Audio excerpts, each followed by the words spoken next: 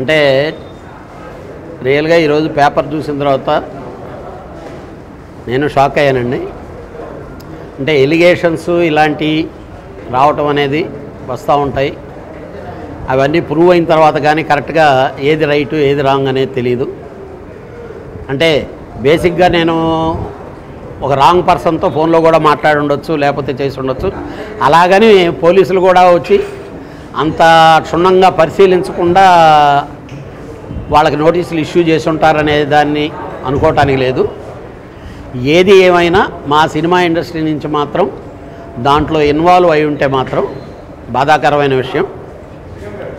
ఎందుకనంటే డ్రగ్స్ కానీ లేకపోతే ఏదో ఈ లేడీస్ని ఇబ్బందికరంగా ఇది చేయటం కానీ ఇలాంటి అనేది సినిమా ఫీల్డ్లో ఉండే ఆర్టిస్టులు కానీ లేకపోతే ఒక పెద్ద టెక్నీషియన్ కానీ ఒక సెలబ్రిటీస్ ద్వారా ఇది కానీ ఫోకస్ అయితే అది ఎక్కువ దూరం ప్రజల మీద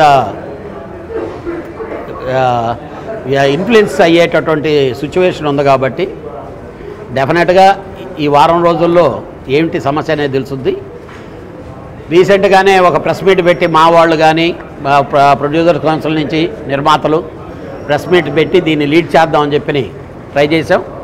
ఇమీడియట్గా మాత్రం రేపు జనరల్ బాడీ ఉంది, జనరల్ బాడీలో కూడా పెట్టి ఫర్దర్గా అలాంటి ఇన్వాల్వ్మెంట్స్ కానీ ఇది లేకుండా చేసేవని దానికి అన్ని అసోసియేషన్ సైడ్ నుంచి మాత్రం ప్రయత్నించి గట్టిగా సమూలంగా ఇది సినిమా ఇండస్ట్రీలోకి రానియకుండా ఉండేదానికి ప్రయత్నించేదాన్ని ప్రయత్నిస్తాం.